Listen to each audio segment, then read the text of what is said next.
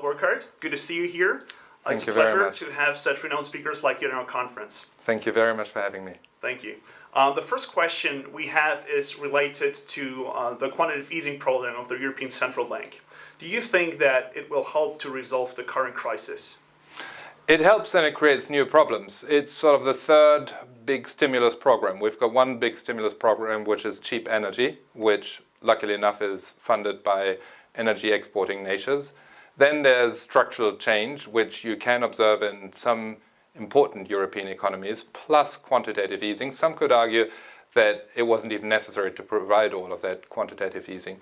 The short end to the long one is it certainly helps. We can see it in Europe's exports. It trashes the euro, and that's good for export companies.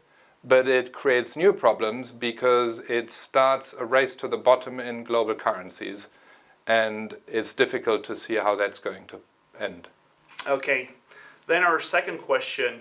The current low interest rate environment makes it very hard for banks and investment managers to invest.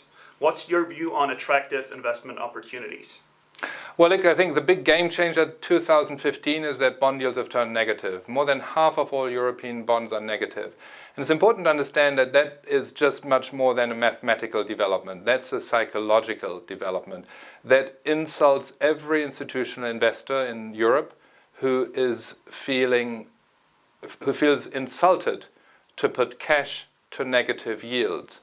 And I would remind you of the old truism that every bull market is born in crisis, that it grows against skepticism and matures in optimism and dies in euphoria. Now, when you put that into this context, the current environment is one of deep skepticism, even desperation. Otherwise, why would we be seeing these unconventional monetary measures? And this is creating one of the great bull markets in equities, which we are celebrating the 6th anniversary of today, and which I believe will last until the rest of this decade. Thank you for your views. Goodbye.